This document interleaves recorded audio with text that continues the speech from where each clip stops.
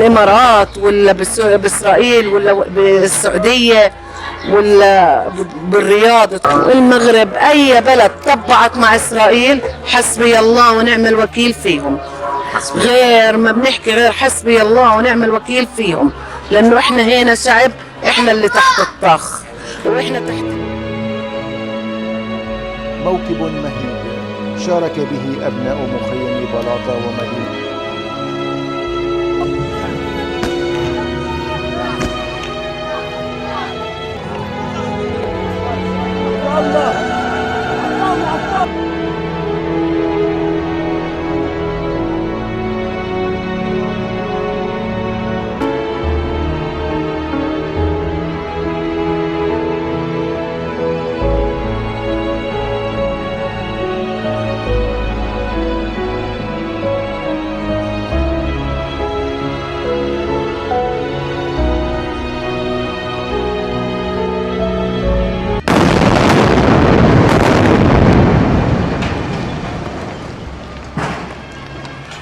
السلام عليكم ورحمة الله وبركاته. متابعينا الكرام، أهلا وسهلا فيكم بحلقة جديدة وفيديو جديد على قناتنا. أنا إياد أبو الأسمر بن فلسطين، محبتي لكم أينما تواجدتم في جميع أنحاء العالم. متابعينا الكرام، اليوم حلقتنا الحلقة الثالثة راح تكون من برنامج دموع والرصاصة من بيت العز وبيت الكرم، بيت الشهيد البطل منتصر محمد الشوة، هذا الشاب الذي ضحى بحياته من أجل فلسطين. ابقوا معنا بعد قليل مع والدة الشهيد ومع ذوي وأهل الشهيد. بتمنى منكم رسالتنا من قلب فلسطين، من قلب مدينة نابلس، من قلب مخيم بلاطة، إنها توصل لكل العالم. ومحبتي لكم ويلا معنا.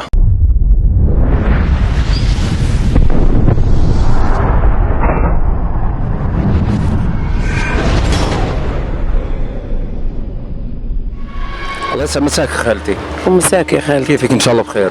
الحمد لله، من الله حيا الله. الله يحييك يا رب. في البداية الله يرحم روح منتصر ويجعل مثواه الجنة، وعظم الله أجرك. شكرا يا خالتي، شكر الله سعيكم. الله يبارك فيك. خالتي، بدنا اليوم في حلقتنا وبرنامجنا هذا بدنا تحكي لنا عن منتصر، عن حياته. منتصر إنسان بسيط عادي زي أي شبل من أشبال المخيم. إحنا طلعنا وهم صغار من المخيم، بس ضل متعلق بالمخيم. كاين يجي على المخيم وأنا ما بعرف. منتصر كان يحب كتير المخيم، كان دايما متعلق بالمخيم، يعني درجة وهو عمره 5 سنين ليصير أي إشي حتى لو من السلطة يكون يطارد. أقول له يما سلطة يعني زينا زيهم، هدول عرب مثلنا مثلهم. يقول لي لا، هذا مخيمنا وإحنا بنحميه. يعني هو صغير ويقول لي هذا المخيم مخيمنا وإحنا بنحميه. والحمد لله ضلوا على هذا الطريق لحتى استشهد.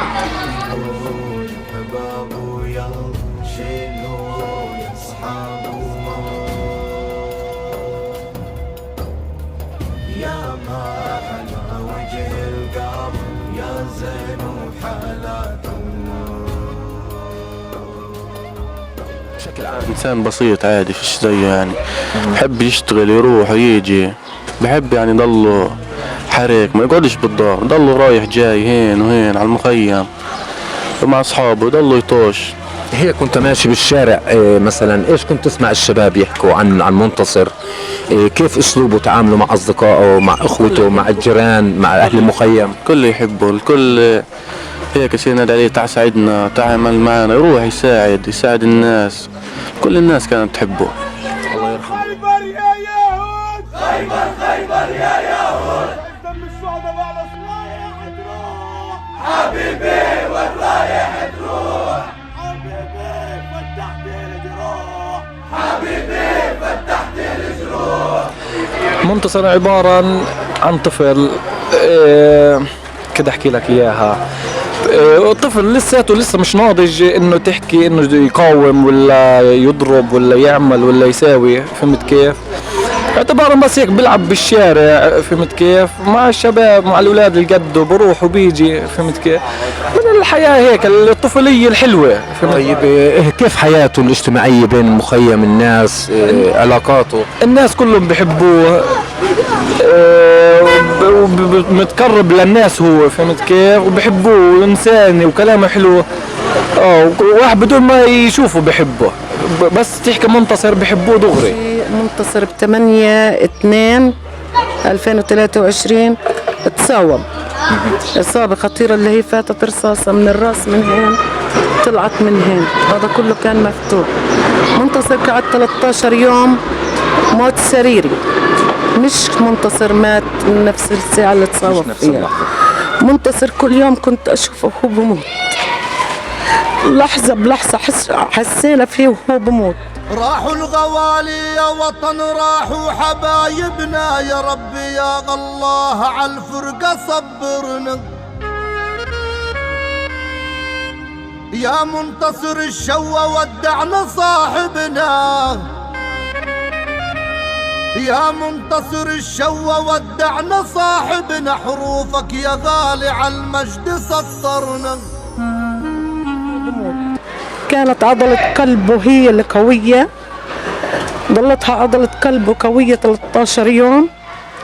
بعد ال 13 يوم اللي هي كانوا الدكاترة معلنين انه 300 ساعة عضلة قلبه بتوقف، وبعد فعلا بعد 300 ساعة عضلة قلبه وقفت. الله يرحم روحه ويجعل مثواه الجنة ونياله يا خالتي. الحمد لله. احنا كنا اولادك ودموعك غالية.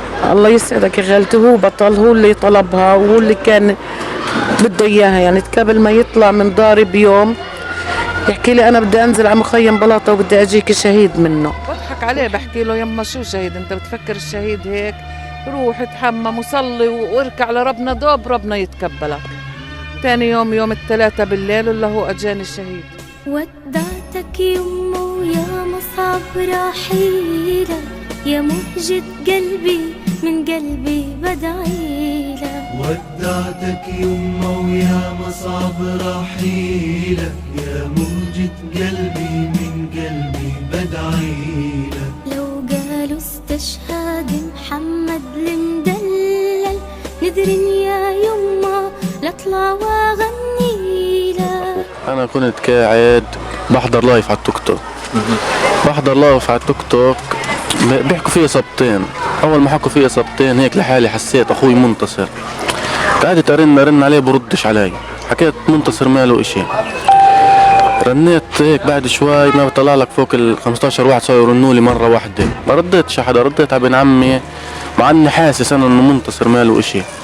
رديت على ابن عمي بحكي لي منتصر اخوك تصاوب براسه، وإشي مصدقتش انا. طفيت الخط وانا ماشي هيك عزله فاتح زله، اعلنوا عزله استشهاده وانا بعيد عنه، وطلعت عنده على المستشفى على السريع. راحوا الغوالي يا وطن، راحوا حبايبنا،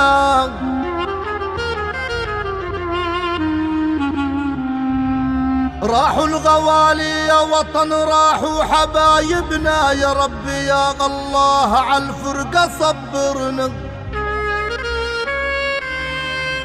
يا منتصر الشوى ودعنا صاحبنا، يا منتصر الشوى ودعنا صاحبنا، حروفك يا غالي عالمجد سطرنا. 10 سنة رصاصة بالراس، ليش؟ لأنه يهودي حاقد طخه هيك.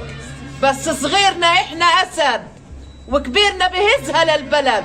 إن شاء الله يا إسرائيل مكسورة، إن شاء الله يا هذا الغفير اسمه اللي الله لا يغفر لك وتلاقي بمين ولا مش أطفال فلسطين، لسه الشبل الصغير إن شاء الله ما بخليك عايش بالأقصى. ريتها إن شاء الله إسرائيل مزلزلة. الله لا يبارك لك يا غفير. طلبها وتمناها قبل ما يطلع بيومين، الحمد لله طلبها ونالها. 16 سنة شو عمل لك كيان إسرائيل؟ 16 سنة، عندهم 18 سنة طفل، أما الفلسطيني 16 سنة مخرب. لا ابننا مش مخرب، إن شاء الله بالجنة يا ربي. موتانا بالجنة، شهدانا قتلاهم بظروفة زبالة بنحطوا، وبقصدير زبالة بنحطوا بقتلاهم. الحمد لله. بيحكوا عزل له استشهاد منتصر الشوا. يعني هنا تلقيت انت نبأ استشهاده عن طريق البرنامج اللي هو المحادثة. صحيح انا انصدمت ولا عرفت اطلع ولا عرفت اجي. ليش؟ الجيش ملان المخيم، فهمت كيف؟ عشان هيك كانت انصدمت كده. احكي لك مش عارف شو اعتبر لك اياها. هي انصدمت كثير، مش قادر احكي ولا قادر اعبر عن شعوري ساعتها. منتصر لحد الان صاروا 6 عمر معمولات له. 6 عمرات صاروا عاملين لمنتصر. هذا المخيم عارين سعودي، سجل تاريخه بخشم البارودي. هذا المخيم عارين سعودي، سجل تاريخه بخشم البارودي.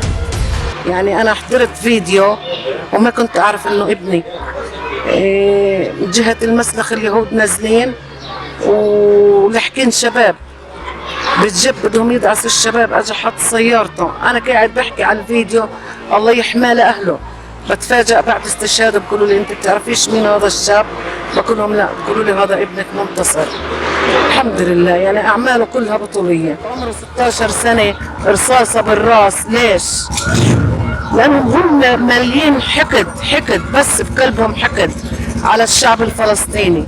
يعني لما انت بالامارات ولا باسرائيل ولا بالسعوديه ولا بالرياض والمغرب، اي بلد طبعت مع اسرائيل حسبي الله ونعم الوكيل فيهم. غير ما بنحكي غير حسبي الله ونعم الوكيل فيهم، لانه احنا هنا شعب، احنا اللي تحت الطخ واحنا تحت الموت. يعني لما يجي يهودي بقول لك احنا طخناهم لانهم بحاربوا. لا اولادنا احنا هنا عزل، احنا هنا شعبنا عزل. حجر شو بده يعمل كيان اسرائيل؟ بدهم يحكوا كناني ملوتوف، كنانة الملوتوف شو بدها تعمل بدبابة مجنزرة؟ شو بدها تعمل رصاصهم فتاك مصيلهم اللي برموه اللي بكون فيه سموم ممنوعة دوليا. احنا شعب ماكلينها من الكل. الشعب الفلسطيني للأسف هو اللي عم يدفع الفاتورة يعني. والله احنا اللي بندفعها، احنا الشعب الفلسطيني اللي بندفع الفاتورة. دولنا العربية نايمة، صور كبيرة وبعدونا عن الأقصى ويعملوا لنا مخاصيم وممنوع نفوت أقصانا اللي هي أقصى إلنا، الأقصى مش إلهم، ومنعوها عنا وراحكينا على مخيماتنا. المخيم شو أكم من دار لحكينا عليهم ومهددين بدور للهدد. الغير اللي بيستشهد والله حرام اللي بتعملوه فينا. مع اني انا ما كنت اعرف شو درب منتصر، بس درب منتصر بشرف، لانه بلادنا هي فلسطين بترتويش الا بالدم، ودم اولادنا وشبابنا. الله يرحم شهدائنا يا خالتي، وكل وحده الله يحمي لها اولادها يا رب، والله يجعل المخيم اخر فاقدين يكونوا هذول اللي استشهدوا اخر شيء، والله يحمي جميع شباب المخيم يا رب. متابعينا الكرام، زي ما استمعنا لهنا بنكون وصلنا الى نهايه حلقتنا لهذا اليوم من قلب مخيم بلاطه، مخيم الشهداء، مخيم التضحيه من عند اهل الكرم واهل الجود، بيت الشهيد منتصر الشوا، هذا الشاب الذي ضحى بحياته من اجل فلسطين ومن اجل الوطن. محبتي لكم متابعينا الكرام، بتمنى رسالتنا توصل لكل العالم، ومهمتكم وبدعمكم يا اخوان مستمرين. انتظرونا من بيت جديد، وبرنامجنا المستمرين فيه ان شاء الله هو برنامج رصاصة ودموع. باذن الله راح ندخل ونعرف كل الناس على كل بيوت شهداء مخيم بلاطة الذي يضحوا من اجل فلسطين.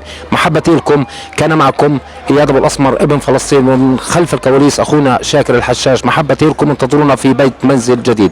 تحياتي لكم والسلام عليكم ورحمة الله وبركاته. وتسألوا لما يرحلون، لا يرغبون فتاة دنيا غابرة. لو تعلمون، لو تنظرون